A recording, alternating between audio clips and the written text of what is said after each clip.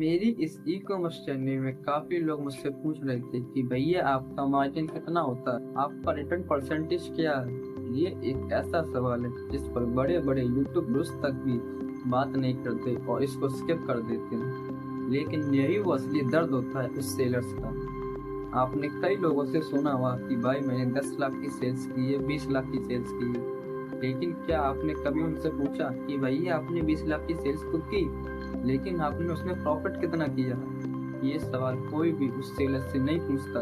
इसी चीज को आज मैं बिना कुछ छुपाए आपके सामने रखने वाला। ई कॉमर्स में एक नए सेलर्स की सबसे बड़ी प्रॉब्लम यह रहती है कि वह अपने प्रोडक्ट का मार्जिन ही डिसाइड नहीं कर पाता। वह यह डिसाइड नहीं कर पाता कि मैं अपने प्रोडक्ट को मीशो या अन्य किसी ई कॉमर्स प्लेटफॉर्म पर कितने रुपए की लिस्टिंग करूं। और इसी का मैं आपको एक सिंपल सा फॉर्मूला बता देता हूं। मान लो आपने कोई प्रोडक्ट 100 रुपए का खरीदा, तो आप उसमें 100 रुपए का एडमिट अपनी तरफ से रख दीजिए, यानी आपका 200 का पड़ेगा। वो 100 रुपए आपका रिटर्न, आपकी पैकेजिंग सब मैनेज कर लेगा और आपको प्रॉफिट भी देके जाएगा। आपने यूट्यूब पर काफी कैलकुलेशन देखी होंगी, कई लोगों को समझ में भी आई होंगी, कई को नहीं समझ होंगी। लेकिन आपने उन कैलकुलेशन को ध्यान से समझा होगा, तो जो अगर उसने 100 रुपये कैलकुलेशन की है तो लास्ट में उसको 180, 90 इतने का ही प्रॉफिट बता वो उसको समझाता है।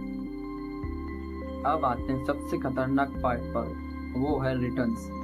अगर आपका रिटर्न्स 30% या उससे ऊपर है तो आप प्रॉफिट या बिजनेस नहीं कर रहे, आप उस कुरियर पार्टनर को अमीर बना रहे हो। मेरा एवरेज परसेंटेज 10 से 12% ही रहता है और मैक्सिमम 15% तक जाता है। इससे ऊपर मेरा रिटर्न परसेंटेज कभी नहीं रहता। तो सीधा हिसाब ये है कि अगर आपका प्रोडक्ट 500 रुपये का है तो आपको उसमें 100 रुपये का नेट मार्जिन प्रॉफिट होना ही चाहिए और आपका रिटर्न परसेंटेज 20% से नीचे ही होना चाहिए।